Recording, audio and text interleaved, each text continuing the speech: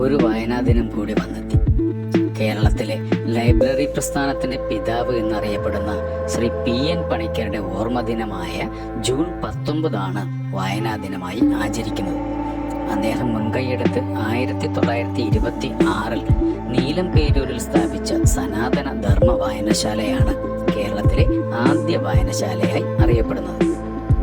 കൂട്ടുകാരെ, നിങ്ങൾക്ക് ഇഷ്ടമുള്ള ഏതെങ്കിലും ഒരു വിഷയം തിരഞ്ഞെടുത്ത് ആ വിഷയത്തെക്കുറിച്ചുള്ള പുസ്തകങ്ങൾ വായിച്ചു തുടങ്ങുക. ചെറിയ ചെറിയ പുസ്തകങ്ങൾ വായിച്ചു തുടങ്ങി സാവധാനം വായനയുടെ വിശാലമായ ലോകത്തേക്ക് കടക്കാൻ നിങ്ങൾക്ക് കഴിയും.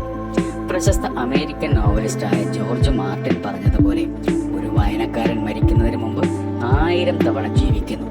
എന്നാൽ ഒരിക്കലും വായിക്കാത്ത മനുഷ്യൻ ജീവിക്കുന്നതാകട്ടെ ഒരു തവണ മാത്രം. വായനയുടെ വിശാലമായ ലോകത്തേക്ക് പ്രവേശിക്കുന്ന എല്ലാ കൂട്ടുകാർക്കും